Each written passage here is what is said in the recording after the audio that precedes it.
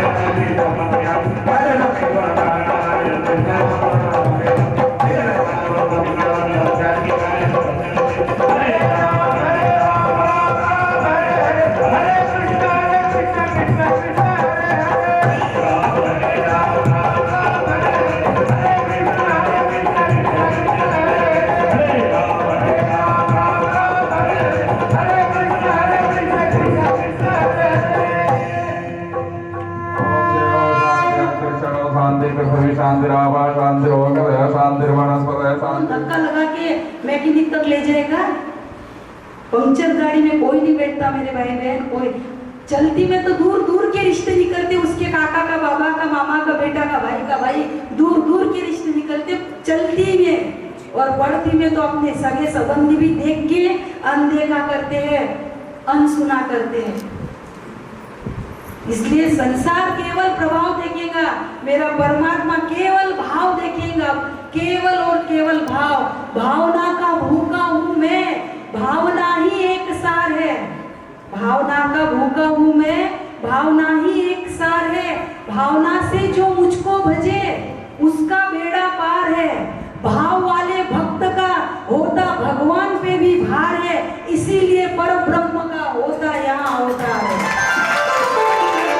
इसीलिए पर ब्रह्म यहाँ, हमने कल कहा था निर्गुण निराकार शक्ति भगवान केवल और केवल भक्त के प्रेम वश प्रकट होता है। केवल और केवल सगुण वश प्रकटते हो ही भगवान, वह निर्गुण निराकार शक्ति भक्तों के प्रेम वश, भक्तों का प्रेम इतना गहराई में पहुंच जाता, इतना गहराई में पहुंच जाता कि वह निर्गुण शक्ति पसीज जाती है और सगुण साकार रूप ग्रहण करती है। संसार केवल प्रभाव देखेगा और परमात्मा केवल भाव देखेगा। भागवत सुनने का एक ही उद्देश्य रखना मेरे भाई में, एक ही लक्ष्य रखना कि जिसने हमें इस दुनिया में भेजा है वो मालिक कैसे खुश हो, वो परमात्मा कैसे खुश हो।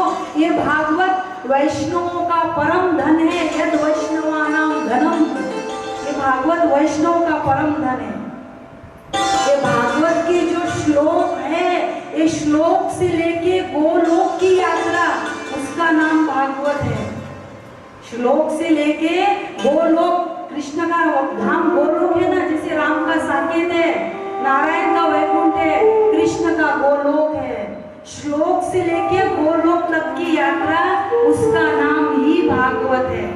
इस श्लोक से उस श्लोक तक वही श्लोक, इस श्लोक से उस श्लोक तक। भागवत हमें सिद्ध नहीं बनाती, भागवत सिद्ध नहीं बनाती, भागवत शुद्ध बनाती है। और आज सिद्धों की आवश्यकता भी नहीं है, सिद्धों की आवश्यकता नहीं, शुद्धों की, बुद्धों की आवश्यकता है आज, सिद्धों की नहीं है। हमें सिद्ध नहीं, हमें शुद्ध बनना है। और आप सुंदरकांड पढ़ते होंगे ना, माताएं बहनें पढ़ती है हमारी, सुंदरकांड पढ़ते होंगे। सुंदरकांड में आता है ना 44वें दोहे में भगवान क्या कहते हैं? प्रतिदिन पाठ करते हो ना आपको कुछ तो चौपाई नहीं, लेकिन कुछ तो याद होगा ना। क्या कहते हैं भगवान, क्या कहते हैं? देखो, यदि हम आपसे कुछ पूछे ना तो आप हमें थोड़ा कोऑपरेट किया करो। क्यों? क्योंकि सत्संग अपनों से अपनी बात है, सत्संग समीक्षा है, सत्संग समीक्षा अपनों से अपनी बात। बस इतना है कि हम ऊपर बैठे और आप, एक व्यवस्था है ये, लेकिन आप हमसे भी बड़े हो। आप क्योंकि हम कहाँ बैठे हैं? चौकी पे, और आप कहाँ बैठे हो? जमीन पे। चौकी पे बैठने वाला चौकीदार और जमीन पे बैठने वाला जमींदार। जमींदार बड़ा कि चौकीदार बड़ा? जमींदार बड़ा होता है ना, इसलिए इसलिए अपनों से अपनी बात, यदि हम कुछ पूछे और आपको यदि आता हो बताना चाहिए। अच्छा लगता है, आपका भी मन लगता है, थोड़ी सुस्ती भी नहीं आती है, उनकी भी हंसते हसीबा खेलीबा धरीबा ध्यानम, हंसते हंसत खेलत वैकुंठ जाई। सुंदरकांड में क्या बोलते हैं भगवान? निर्मल मन जल मोहि सो पावा, निर्मल मोहि सो पावा, निर्मल मन जल मोहि सो पावा, निर्मल मन जल मोहि सो पावा, मोहि कपट मोहि कपट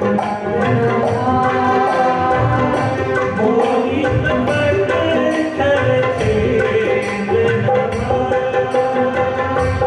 मोहि कपट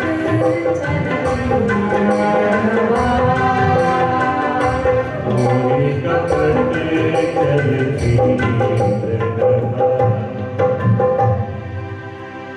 क्या कहते हैं भगवान? निर्मल मन जन मोहि सो पावा, मोहि कपट चल छिद्र न भावा।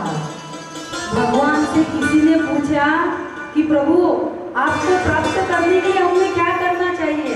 किसी भक्त ने पूछा कि प्रभु आपको प्राप्त करने के लिए हमें क्या करना चाहिए? भगवान ने एक ही कहा, निर्मल मन जन मोहि सो पावा। आप जैसे हो, हम जैसे हैं, बस प्रभु से कह दे कि प्रभु हम ऐसे हैं। कोई छल कपट छिद्र मत रखना, वैसे भी वो सर्वांतर्यामी भगवान है, हम उससे कुछ छिपा के भी रखेंगे तो उसको सब दिखना है, कोई उससे छुप के कोई बात रहेगी नहीं। इसलिए हम हमारी तरफ से प्रभु हम ऐसे हैं, भले बुरे जैसे है बस तेरे हैं, अवगुणों के थर है, लेप के लेप लगे हैं प्रभु हम पे, लेकिन अब तू कैसे हमें स्वच्छ करेगा, कैसे शुद्ध करेगा, ये तेरी जिम्मेदारी है, ये तेरा दायित्व है। हम यदि स्वयं से शुद्ध पवित्र हो जाए फिर तेरा काम ही क्या है? हम यदि स्वयं से शुद्ध हो गए फिर प्रभु का, सदगुरु का, संतों का काम क्या है? फिर उनका काम ही हमें शुद्ध बनाने का है। हम जैसे हैं, हम तेरे हैं, बस बाकी हमें कुछ मालूम नहीं। गाय का बछड़ा होता है ना, हम सब बड़े बुजुर्ग लोग हैं, सबने देखा होगा पहले जब गाय बछड़े को जन्म देती थी अपनी जीभ से चाट के स्वच्छ करती थी ना उसे, अपनी जीभ से चाट के। कोई भी पशु रहो, गौ माता तो है ही नहीं पशु, लेकिन कोई भी रहो, लेकिन गाय का बछड़ा जैसे अपने गौ माता जैसे बछड़े को चाट के शुद्ध बनाती है, पवित्र उसे स्वच्छ करती है, बस ऐसे ही प्रभु हम तेरे बछड़े हैं। अब तुम ढूंढो मुझे गोपाल में खोई गैया तेरी, तुम ढूंढो, ये भी हम करेंगे तो फिर तू क्या करेगा? वो भी चिंता हम करेंगे, तू निश्चित, हम निश्चित रहे, परमात्मा को चिंता दे, फिर उपमान को खाया वो भी हम लगेगा। हम निश्चिंत रहे और चिंता वो करे, वो सक्षम है, हम सक्षम नहीं है हमारी चिंता वहन करने के लिए। एक कलयुग है मेरे भाई बहन, कलयुग। अभी तो केवल 5250 साल खत्म हुए हैं, अभी 4,26,750 साल बचे हैं। बताएंगे अभी इतना बचा है, अभी ऐसी हालत है, आगे और क्या होगा? मालिक उसका वालिदार भगवान ही है। हम सक्षम नहीं है स्वयं को शुद्ध करने के लिए। इसलिए बस शरणागत बालक, 2-4 महीने का बालक कैसे माँ की शरणागत होता है, माँ के अधीन होता है ना, माँ के अधीन में आश्रित होता है। अधीन शब्द अच्छे नहीं, आश्रित। जैसे बालक माँ के आश्रित होता है तो चिंता माँ को होती है ना, अगर आंगन में कुआं होगा, बच्चा जाएगा, कुएं में तो नहीं गिर जाएगा, कहीं दिया जल रहा है तो चक्कर, माँ काम सब करेगी लेकिन वो चिंतन अपने बालक का करेगी, होता है ना, आश्रित बालक। ऐसे हम एक बालक के भांति शरणागत होकर, एक बालक जैसे माँ के आश्रित होता है, वैसे हम भले ही कितनी भी उम्र हो हमारी, 60, 65, 55, 50, 45, जो जिस उम्र का हो, लेकिन हम प्रभु के बालक हैं। हम हरि की लाल है, हम ऋषि मुनि की संतान है। बस ये बालक का भाव लेके, शरणागति का, समर्पण का भाव लेके भागवत जी को श्रवण करना, शरणागति का भाव लेके भागवत को श्रवण करना। ये शरणागति ही भागवत सिखाती है हमें। हम शरणा प्रपन्न होके, प्रणिपात होके भागवत जी को श्रवण करें। आइए प्रथम स्कंद का प्रथम श्लोक श्री व्यास जी ने, वेदव्यास जी ने प्रभु को वंदन किया, प्रणाम किया। प्रथम स्कंद का प्रथम श्लोक, जन्माद्यस्य यतोऽन्वयादितरतश्चार्थेष्वभिज्ञस्वराट् तेने ब्रह्महृदयाय आदि कवये मुह्यन्ति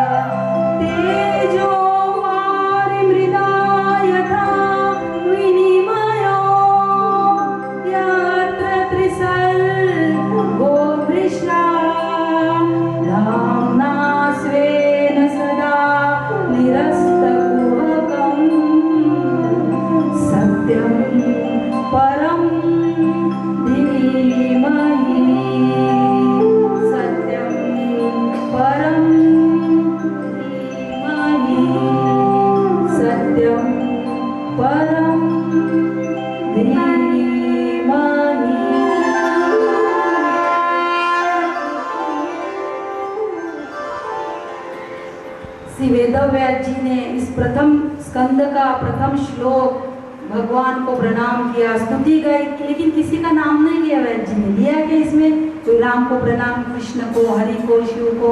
सत्यम परम धीमहि, मैं सत्य को प्रणाम करता हूँ। अब सत्य को प्रणाम करना यानी सबको प्रणाम करना हो ही गया। सत्य ही राम है, सत्य ही कृष्ण है, सत्य ही शिव है, हरि है, नारायण है, सत्य ही धर्म है। सत्य को प्रणाम करना यानी सबको प्रणाम कर लिया व्यास जी ने। कोई देवी की स्तुति नहीं गाई, कोई देवता की स्तुति नहीं, कोई नाम नहीं लिया किसी का, कुछ नहीं। सत्यम परम धीमहि, मैं सत्य को प्रणाम करता हूँ। और जो सत्य को मानता है ना मेरे भाई बहन, वो परमात्मा को मानता ही मानता है। जिसने सत्य को समझ लिया, समझना उसने भागवत जी को समझ लिया, उसने भागवत जी को पी लिया। मानो जो सत्य को समझ गया वह भागवत जी को समझ गया। ऐसे सत्य को प्रणाम किया, सत्यम परम धीमहि। और हमने कल भी कहा था, ये भागवत केवल पोथी नहीं है, ये भागवत केवल ग्रंथ या पुराण नहीं है, ये साक्षात प्रत्यक्ष वर्तते हरि, ये साक्षात भगवान कृष्ण का वाणीमय विग्रह है। वाणीमय, परमात्मा का वाणीमय विग्रह है। निगम कल्पतरोर गलितम फलम शुक मुखाद अमृत द्रव संयुतम पीबत भागवतम रसमालयम मुहुरहो रसिका भूवि भावुका। निगम कल्पतरोर फलितम, निगम किसे कहते हैं? निगम वेद को कहते हैं। वेद रूपी कल्प वृक्ष का पका हुआ फल यानी भागवत है। वेद रूपी कल्प वृक्ष का पका हुआ फल भागवत है। निगम कल्पतरोर गलितम, पका हुआ, गलित यानी पका हुआ फल कैसे होता है? बड़ा मीठा होता है ना। निगम कल्पतरोर गलितम, यह वेद रूपी कल्प वृक्ष का फल है, पका हुआ फल है। और शुक मुखाद, शुक रूपी तोते का, शुकदेव जी जो शुक मुखाद, शुकदेव रूपी पक्षी का मुख लगने से ये फल हमें बड़ी सुलभता से, बड़ी सहजता से प्राप्त हुआ है। शुक मुखाद। अब अच्छा, आपने हर फल देखे, हर फल में एक तो गुठली होती है ना, तो छिलका होता है ना। अब जैसे केले में सिर्फ छिलका है, गुठली नहीं है, लेकिन सीताफल में ऊपर छिलका भी है, अंदर बीज के रूप में गुठली भी है। सेब में भी छिलका भी है, छोटे छोटे बीज के रूप में। यानी हर फल में छिलका, गुठली या दोनों में से एक होता ही होता है।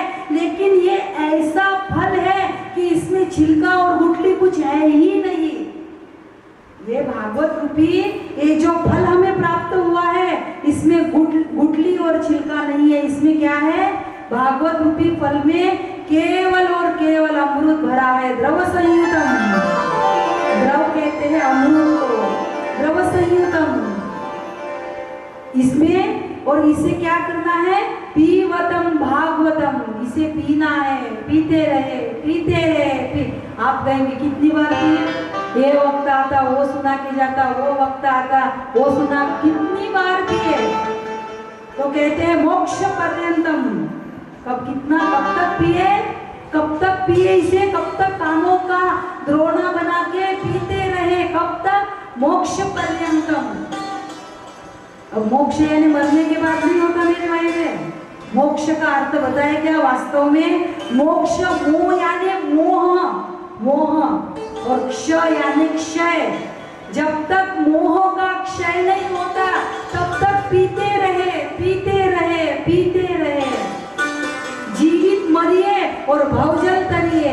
मरने के बाद मुक्ति मोक्ष नहीं है। जीवित मरिए, हम जीते जी मर जाए, जीवित मरिए और भवजल तरिए। याची देही याची डोळा पाहू मुक्तीचा सोहळा। याची देही, इसी शरीर में इसी आंखों से मुक्ति का सोहळा, मुक्ति का उत्सव हम देखे। मरने के बाद किसने देखा? लिखने के लिए लिखते हैं हम स्वर्गवासी वैकुंठवासी, कोई नरकवासी थोड़ी लिखता है। फोटो पे लिखते हैं क्या कोई नरकवासी? इसलिए जीवित मरिए भवजल करिए, तब तक पीते रहे। और जो कहता है कि बहुत सुन ली, रोज रोज क्या सुनना पड़ता है क्या? अभी हम यहाँ पे आए हैं तो इसके दर्शन नहीं करना क्या? उसके दर्शन नहीं करना क्या? बहुत सुन ली हमने भागवत। नहीं, जो ऐसा कहता है उसने अभी कथा के भागवत के रहस्य को जाना ही नहीं है, उसके तत्व को, उसके मर्म को उसने पहचाना ही नहीं है। हम ऐसा नहीं कर रहे कि आप दर्शन के लिए मत जाइए। हम किसी भी चीज का विरोध, निंदा, टीका, आलोचना करते नहीं है। हम भी स्वतंत्र है, आप भी स्वतंत्र हो। हम किसी पे कोई बंधन नहीं डालते, क्योंकि हम स्वयं बंधन में जीना पसंद नहीं करते, तो किसी पे अधिकार भी नहीं है हमें बंधन डालने का। लेकिन जो ऐसा, आपने राम कथा सुनी है, जब राम जी वनवास की यात्रा के लिए जाते हैं तो राम जी वाल्मीकि जी से पूछते हैं ना कि हे गुरुदेव मैं कहाँ रहूं, मुझे कोई ऐसा स्थान बताइए कि जहाँ मैं रहूं। 14 वर्ष वनवास में मुझे बिताने हैं, कहाँ रहूं? राम जी पूछते हैं वाल्मीकि जी को।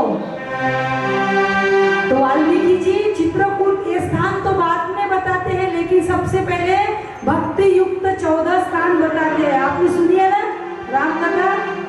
14 स्थान बताते हैं। कौन से स्थान है? 14 स्थान तो नहीं बताएंगे, लेकिन सबसे पहला स्थान कौन सा बताया? कौन सा बताया? आपने सुनी है ना राम कथा? कौन सा स्थान बताया सबसे पहले वाल्मीकि जी ने? कौन सा स्थान बताया? अरे हमारी ओर देखिए, कौन सा स्थान बताया? इसका मतलब फिर आप मन लगा के कथा नहीं श्रवण करते। कौन सा स्थान बताया? 14 स्थान से। महाराज जी आपको पता है, इसलिए हम आपको पूछ ही नहीं रहे, हम बाकियों को पूछ रहे। कौन सा स्थान बताया? राम का, अरे मानस का पाठ करते हो, श्रावण में नवरात्र में नवान पारायण करते हो, कौन स्थान नहीं मालूम? कौन सा स्थान बताया? जिनके श्रवण समुद्र समाना, जिनके श्रवण समुद्र समाना,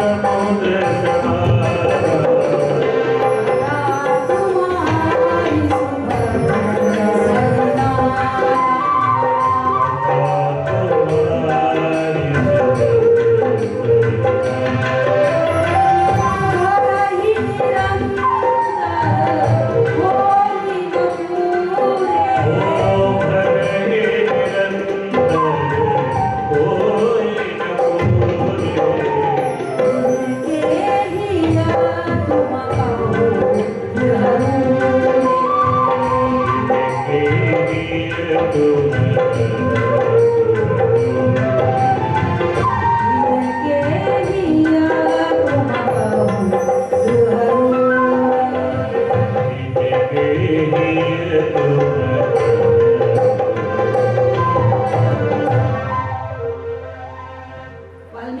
कौन सा स्थान बताया? जिनके श्रवण समुद्र समाना।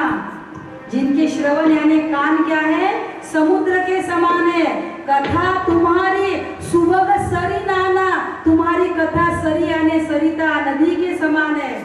जैसे सागर में नदियां आ के मिलती है, सागर कहता है कि आप बस अब मत आइए, मैं तृप्त हो गया, कहता है क्या सागर? भर ही निरंतर हो ही न पूरे, जो भरता ही है लेकिन फिर भी पूरा नहीं होता। भर ही निरंतर हो ही न पूरे, तिनके ही तुम कहू गृह रूरे, उनके हृदय में है मेरे परमात्मा आप वास कीजिए। तिनके ही तुम कहू गृह रूरे, ऐसा परमात्मा भी किस हृदय में वास करते हैं मेरे भाई बहन? अरे कोई साधारण मेहमान आए हैं, वो गंदगी में बैठता है क्या? उसके लिए अच्छा सोफा होना, सोफे पे कवर होना, पीछे तकिया कुशन होना, साधारण मेहमान के भी इतने सब पूरा करना पड़ता है। वो परमात्मा हमारे गंदे हृदय में, गंदे चित्त में आके बैठेगा क्या? जन्मों जन्मों के गंदगी के संस्कार लिया हमारा मन चित्त है, होगा क्या?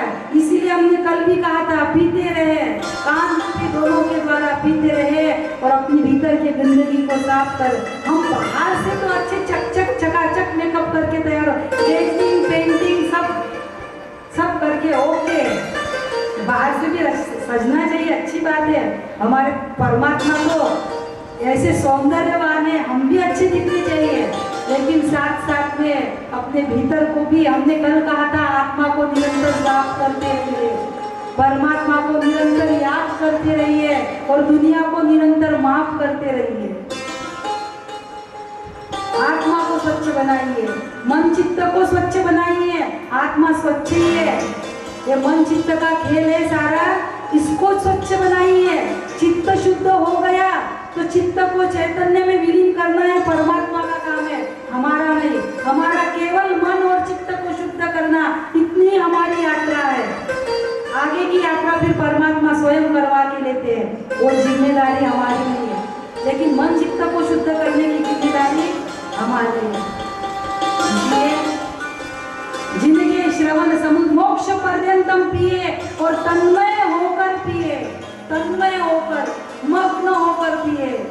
बस भागवत जी के शब्द और हमारे कान इधर नहीं उधर नहीं, कौन आया कौन गया कौन कहाँ बैठा, बिल्कुल श्रोता बनकर सुने। बिल्कुल 3 प्रकार की श्रोता होते हैं ना, 3 प्रकार के, एक श्रोता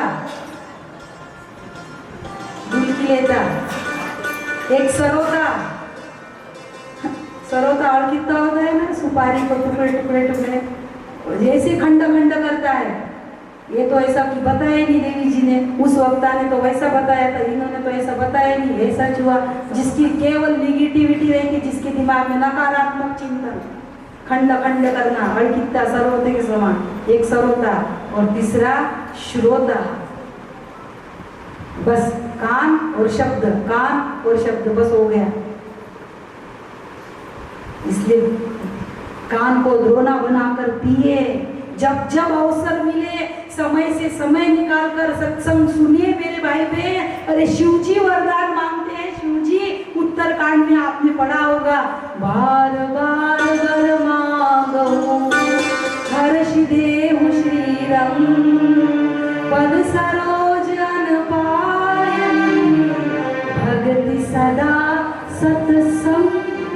शिव जी वरदान मांग रहे, राम जी का राज्याभिषेक होने के बाद में जब शिव जी प्रार्थना प्रभु की स्तुति गाते हैं, तब शिव जी कहते हैं, बार बार वर देहु हर्ष देहु श्री रंग, बार बार वर मांगहु हर्ष देहु श्री रंग पद सरोज अनपायनी, आपके चरणों की अनपायनी भक्ति दीजिए और सदा सत्संग दीजिए। शिव जी को क्या आवश्यकता है मेरे भाई बहन, लेकिन वो भी सत्संग का वरदान मांग रहे हैं, वो भी।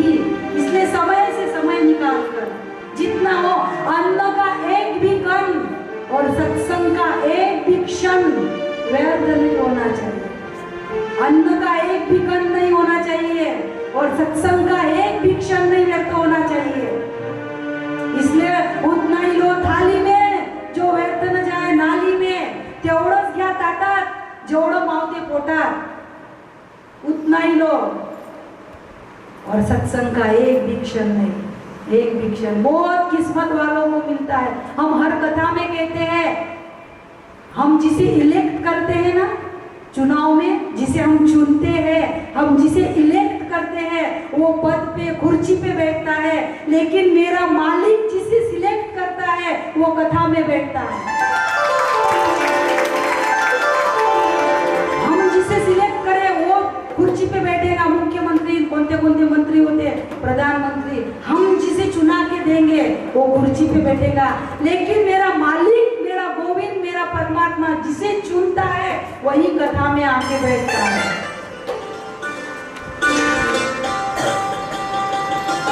सत्संग का समय से समय निकालकर सुनिए, जितना हो सकता।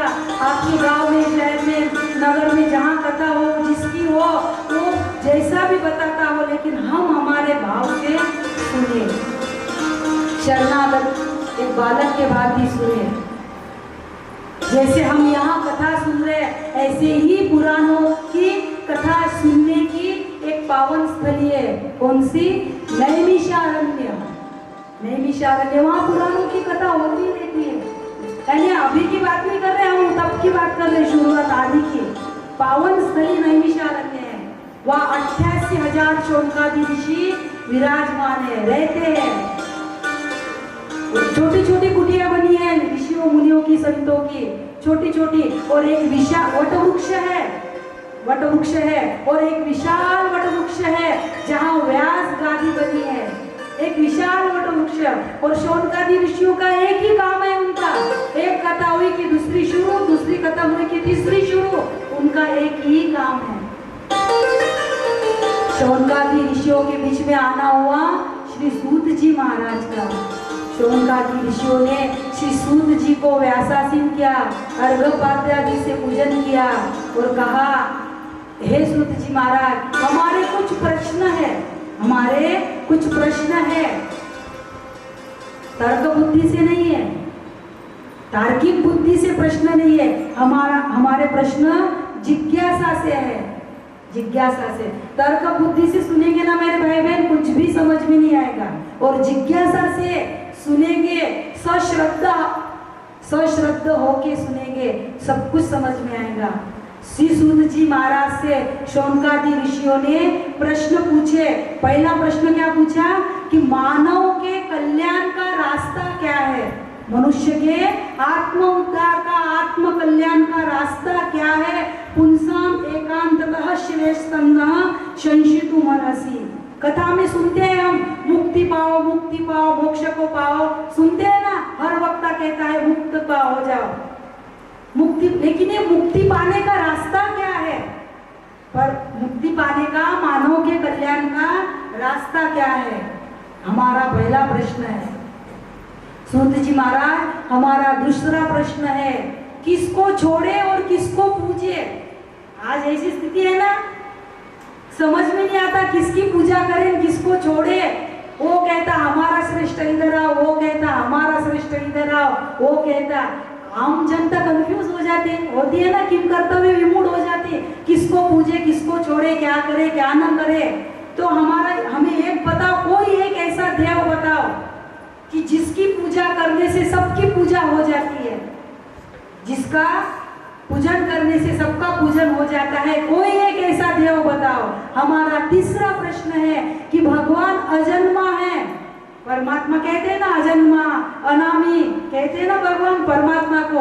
भगवान जब अजन्मा है तो फिर उसका जन्म कैसे होता है, और यदि जन्म होता है तो फिर वो अजन्मा कैसे है।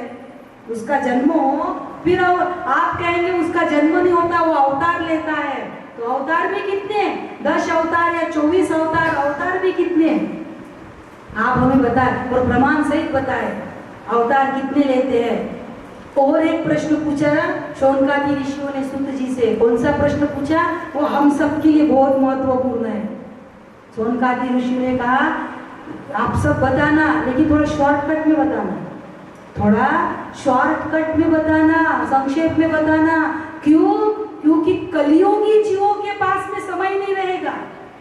कलियुगी जीवों के पास में सब कुछ रहेगा, लेकिन समय नहीं रहेगा। एक तो छोटी सी जिंदगी, 70-80 साल, और उसमें भी इतनी दौड़ धूप, इतनी आपाधापी, ये करना वो करना, यहाँ जाना वहाँ जाना, ऐसा ऐसा ऐसा, इतनी छोटी सी जिंदगी उसमें दौड़ धूप, इतनी आपाधापी। इसलिए आप केवल धर्म का सार सार बताना, केवल सार सार, क्योंकि लोगों के पास में टाइम नहीं। हमने भी कई लोगों से सुना है, देवी जी क्या करना, टाइम ही नहीं मिलता, समय ही नहीं मिलता, फुर्सत ही नहीं है। हम कहते हैं उनसे कि जब ऊपर का बुलावा आएगा, यमराज को ऐसा कहेंगे, अभी मुझे टाइम नहीं है, मेरे जगह इस पे ले जा, बोलेंगे क्या? बुलावा, काल का बुलावा कभी भी आ सकता। काल रूपी इनकम टैक्स की रेट पड़े मेरे भाई बहन, उसके पहले सारे हिसाब किताब क्लियर कर लेना। मार्च एंडिंग आने के पहले हिसाब कैसे क्लियर करते हैं? नहीं, मार्च महीना आ रहा, और हमारे इसलिए परमात्मा से रिश्ता जोड़िए, उसे पिता बनाए, उसे पुत्र बनाए, उसे पति बनाए, उसको माँ, त्वमेव सर्वम मम देव देव, त्वमेव सर्वम, माता रामो मत पिता रामचंद्र, स्वामी रामो मत सखा रामचंद्र, सर्वस्व में रामचंद्र, नान्यम जाने नैव जाने न जाने, सर्वस्व, उससे रिश्ता जोड़िए, प्रेम। और देखो, राम और कृष्ण को केवल पूजन तक सीमित मत रखना मेरे भाई बहन, केवल पूजन की देवता नहीं है ये। आप बोलेंगे क्या, केवल उसकी पूजा कर, ये पूजा यानी पूजा पाठ यानी भक्ति नहीं है। पूजा भक्ति उसका नाम है जहाँ विभक्ति न हो। विभक्ति यानी एक क्षण के लिए भी उसे भूले ना, और एक क्षण के लिए भी नहीं भूलना है तो 24 घंटे हम आसन लगा के नहीं बैठ सकते, कोई नहीं बैठ सकता, हम भी नहीं बैठ सकते, कोई भी नहीं बैठ सकता। इसलिए 24 घंटे यदि उसका स्मरण होना चाहिए। इसीलिए राम कृष्ण को केवल पूजन तक सीमित मत रखना, केवल पूजन की देवता नहीं है, उसे प्रेम करना। पितेव पुत्रस्य सखेव सख्युः प्रियः प्रियाया रसि, उसे पिता पुत्र का रिश्ता बनाओ। या जैसे गोपियों ने पति माना था कृष्ण को, उसे पति बनाओ, कुछ भी बनाओ, लेकिन परमात्मा से प्रेम करो। 24 घंटे भक्ति ही उसका नाम है जहाँ विभक्ति न हो, अनन्यता ही उसका नाम है कि एक सेकंड का चौथाई हिस्सा भी अन्य चिंतन ना हो, उसका ही नाम अनन्य चिंतन है। उससे प्रेम करें, क्योंकि प्रेम को कोई नीति नियम नहीं है। प्रेम को कोई नीति नियम होता है क्या? प्रेम को कोई चंद्र ग्रहण सूर्य ग्रहण लगता है क्या कि नहीं अब चंद्र ग्रहण सूर्य ग्रहण है, पर्दा डाल दो, वेद लग गए? प्रेम को चंद्र ग्रहण सूर्य ग्रहण नहीं, प्रेम को नीति नियम नहीं, प्रेम को सुहा सुतक नहीं। सुहा होता है ना, बालक का जन्म होता है और धावन की पूजा नहीं होती, शुद्धि की जब तक पूजा नहीं होती तब तक पूजा कर सकते हैं क्या? पूजा नहीं, सुतक के 13 दिन पूजा नहीं कर सकते, सुहा के 8-9 दिन जो भी होते, सुहा सुतक नहीं लगता प्रेम को। प्रेम को कोई नीति नियम नहीं, कोई विधि विधान नहीं, कोई चंद्र ग्रहण सूर्य ग्रहण नहीं कि नहीं बाप बालक का जन्म हो गया या किसी की मृत्यु हो गई अब हम किसी से प्रेम नहीं कर सकते, ऐसा है क्या? पूजा को नियम है, पूजा को नीति नियम है, पूजा को सुहा सुतक है, पूजा को सूर्य ग्रहण चंद्र ग्रहण है, लेकिन प्रेम को कुछ नहीं है। इसीलिए प्रेम करे, वो है ना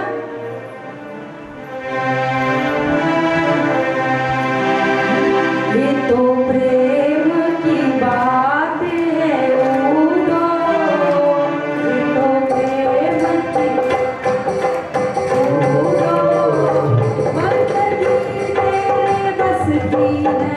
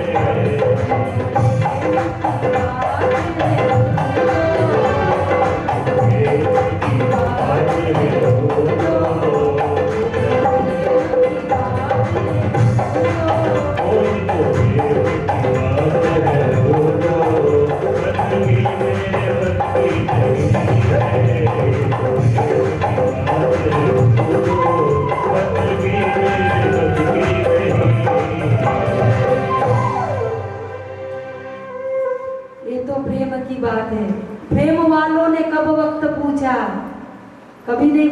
जहाँ दम दम में होती है पूजा, जहाँ हर श्वास परमात्मा को अर्पण होती है, वहाँ कहाँ अलग से सिर झुकाया जाता है। इसलिए प्रेम करिए। प्रेम यानी ही भक्ति, और भक्ति परमात्मा की पत्नी है। भक्ति रूपी पत्नी को परमात्मा को ही अर्पित करिए, अर्पण करिए। वासुदेवे भगवती भक्ति योग प्रयोजित जनयत्याशु वैराग्यम ज्ञानम च यद हेतुकम। तो मानव के कल्याण का रास्ता क्या है? परमात्मा से प्रेम करिए, उससे कोई एक रिश्ता जोड़िए, 24 घंटे उसका स्मरण करिए। कलयुग में एक ही रास्ता है। आपने पूछा कि किसको पूजे और किसको छोड़े, दूसरा प्रश्न, तो किसी की भी निंदा मत करिए, किसी की भी निंदा नहीं। आपका जो इष्ट हो वो उसे प्रणाम करिए, उसी के प्रति एक साधे सब सदे, सब साधे सब जाए। एक नाम तारीफ, बाकी सब दुकानदारी। एक को पकड़े रहिए, बाकी की निंदा मत करना। वो ऐसा ही है, यानी आमचा गुरु बाकीचे काय भाकर स्वरूप, कभी नहीं। हमारा जो है वो है, प्रणव में सब है, लेकिन शरण में कोई एक होना चाहिए। प्रणव में सभी है, प्रणाम सबको करिए, लेकिन शरण में तो कोई एक ही हो सकता। प्रतिष्ठा सबको दीजिए, लेकिन निष्ठा एक के प्रति रखिए। मेरे तो गिरधर गोपाल, दूसरों को कोई, मेरे तो गिरधर गोपाल, एक के प्रति पूर्ण समय। जैसे हमें खेत में यदि वो बोरिंग मशीन करना होती है ना, कुआ क्या बनाते हैं बोरिंग, अब 10 फीट यहाँ गड्ढा किया, 10 फीट वहाँ गड्ढा किया, 10 फीट वहाँ किया, पानी लगेगा क्या? कभी नहीं लगेगा। लेकिन एक ही जगह पे 200, 400, 500 जितना करना हो, एक ही जगह पे 1000 फीट तक जाइए, लगना ही लगना है पानी। ऐसे एक ही जगह पे लगे रहिए, मिलेगा ही मिलेगा परमात्मा। एक 10-10 फीट के गड्ढे करके रखेंगे, खेत तो खेत खराब होगा, पानी तो पानी नहीं मिलेगा। इससे आराम नहीं हुआ, इसको छोड़ा, नहीं, अभी अच्छा नहीं है, यहाँ पे इसको पकड़ा, उसको छोड़ा ना। एक नाम तारी, बाकी सब दुकानदारी। एक को पकड़े रहिए। तीसरा प्रश्न पूछा आपने कि भगवान अजन्मा है तो उसका जन्म कैसे, भगवान अनामी है तो उसका नाम कैसे। अरे कर्तुम अकर्तुम अन्यथा कर्तुम समर्थ ईश्वर, कल हमने कहा था। जो करता है लेकिन फिर भी दिखता नहीं, और जो दिखता है फिर भी करते हुए कुछ दिखता नहीं। कर्तुम अकर्तुम अन्यथा कर्तुम समर्थ ईश्वर है। वो कुछ करे या ना करे, लेकिन फिर भी समर्थ ईश्वर है। और उसके सहस्त्र नाम है, विष्णु सहस्त्र नाम है ना, विष्णु सहस्त्र नाम एक नहीं, हरिधारा 6000 नाम। क्या नाम लिखवे कंकोत्री, गुजराती में ना 6 यानी है, हरिधारा 6000 नाम यानी है, हजारों नाम है। क्या नाम है लिखवे कंकोत्री, यानी तुझे यदि लेटर पत्र भेजना हो तो किस नाम से, क्या नाम से लिखवे कंकोत्री। रोज रोज बदले तू मुकाम, क्या तुझे रोज रोज पता भी बदल जाता है, एड्रेस एक रहे तो तुझे पत्रिका यानी लेटर भेजे, तो रोज रोज मुकाम भी बदलता है, नाम भी, कभी तो माधव, कभी तो केशव, कभी तो गिरधर, कभी तो द्वारिकाधीश, कभी तो राम, कभी तो राघव। क्या नाम लिखवे कंकोत्री, क्या कभी अयोध्या तो कभी ब्रज तो कभी काशी तो कभी प्रयाग तो कभी हरिद्वार तो कभी बद्रीनाथ, कहाँ भेजे। इसलिए विष्णु सहस्त्र नाम है, लेकिन हमारी निष्ठा जिस नाम के प्रति है उस नाम में सब आ गया, पूरा ब्रह्मांड आ गया। एक नाम में पूरा ब्रह्मांड व्याप्त हो जाता है। इसीलिए एक, आपने कहा परमात्मा के अवतार कितने होते हैं, अवतारा असंख्य, कोई गिनती नहीं है परमात्मा के अवतारों की, असंख्य अवतार लेकिन उसमें 4 अवतार सबसे, उसमें 24 अवतार सबसे महत्वपूर्ण है। परमात्मा के अवतार असंख्य है, लेकिन 24 अवतार सबसे महत्वपूर्ण है। पहला सनत कुमार, दूसरा वराह, तीसरा नारद, चौथा नर नारायण, पांचवा कपिल देव, छठा दत्तात्रेय, सातवां यज्ञ अवतार, आठवां ऋषभ देव, नौवां पृथु, 10वां मत्स्य अवतार, 11वां कश्यप, 12वां धन्वंतरी, 13वां मोहिनी, 14वां नरसिंह, 15वां वामन, 16वां परशुराम, 17वां वेदव्यास, 18वां श्रीराम, 19वां बलराम, 20वां कृष्ण, 21वां हरि, 22वां हंस अवतार, 23वां बुद्ध अवतार और 24वां कल्कि अवतार। कल्कि अवतार होने में अभी समय है, कलयुग के अंत में कल्कि अवतार होगा। ऐसे 24 परमात्मा के नाम है। ये 24 अवतार मुख्य है, वैसे तो अवतार असंख्य है, लेकिन ये 24 मुख्य है। इन 24 में 8 अवतार ज्ञान योगी है, 8 अवतार कर्म योगी है और 8 अवतार भक्ति योग है। 8 या 24, 8 8 8 ज्ञान योग, कर्म योग, भक्ति योग, ये 8 अवतार। और उसमें भी 2 अवतार अद्भुत अद्भुत अवतार, राम और कृष्ण। एते चांश कला पुंसः कृष्णस्तु भगवान स्वयं इंद्रारी व्याकुलम लोकम मृद्यन्ति युगे युगे। राम और कृष्ण अवतार सबसे अद्भुत अवतार, जिसे हम प्रेम कर सकते हैं। अद्भुत अवतार। राम का अनुकरण कर सकते हैं मेरे भाई बहन, कृष्ण का अनुकरण नहीं कर सकते। राम का कर सकते हैं। प्राप्त काल उठी के रघुनाथा, मात पिता गुरु नावई माता, गुरु गुरु गए पढ़न रघुराई, अल्पकाल विद्या सगाय। राम का माता पिता गुरु को, राम जी का अनुकरण कर सकते, कृष्ण का अनुकरण करके दिखाओ। 21 किलोमीटर का गिरिराज उठा के दिखाओ। 21 किलोमीटर छोड़ दो, 1 किलो का 10 ग्राम का ही पत्थर उठा के दिखाओ। 21 किलोमीटर जाने दो, 10 ग्राम हो सकता है कृष्ण का? कृष्ण का अनुकरण नहीं कर सकते। लाखों लाखों गोपियों के साथ में रास की आएगी, रास की कथा आएगी, और गोपियां कौन कौन गोपियां बन के आई थी परमात्मा के रास के लिए, वो भी बताएंगे। यहाँ एक संभालना नहीं होता।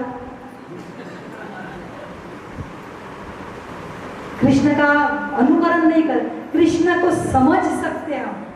कृष्ण पकड़ने के लिए सर्वसुलभ है, सरल है, लेकिन एक बार उसको पकड़ लिया फिर बड़ा कठिन है।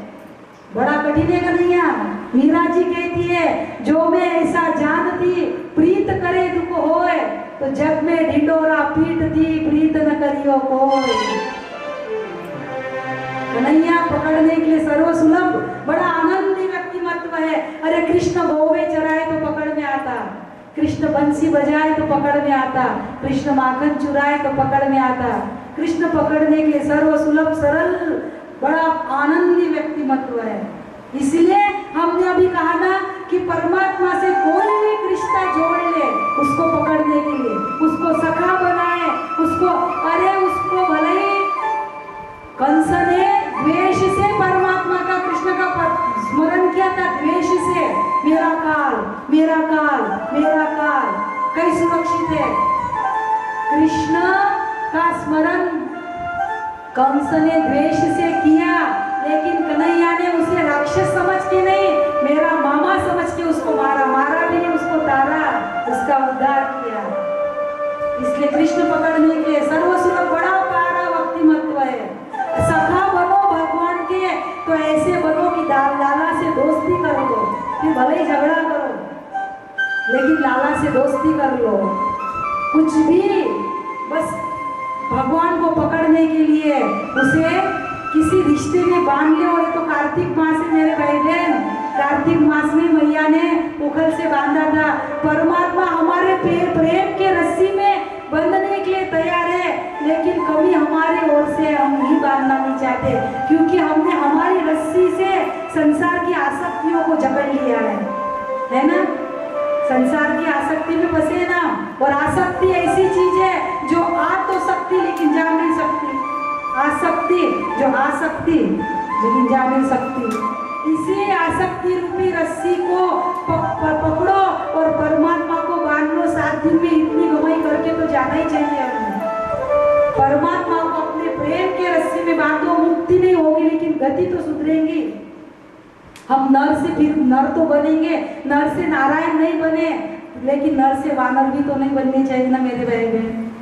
नर से वानर यानी पशु योनि की ओर तो नहीं जाने चाहिए। नर से नारायण नहीं तो नहीं, लेकिन नर से फिर नर बने हम अगले जन्म में।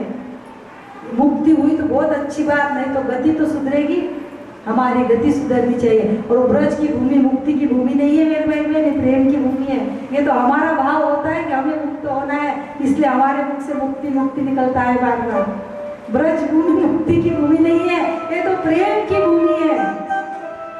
कृष्ण बड़ा सुंदर है, बड़ा सावला सलोना है, बड़ा प्यारा व्यक्तिमत्व है, पकड़ने के लिए सरल सुलभ आनंदी व्यक्तिमत्व है, बहुत सुंदर है, बड़ा सलोना रूप है। वो भक्त क्या कहते हैं, भगवान को भक्त कहते हैं।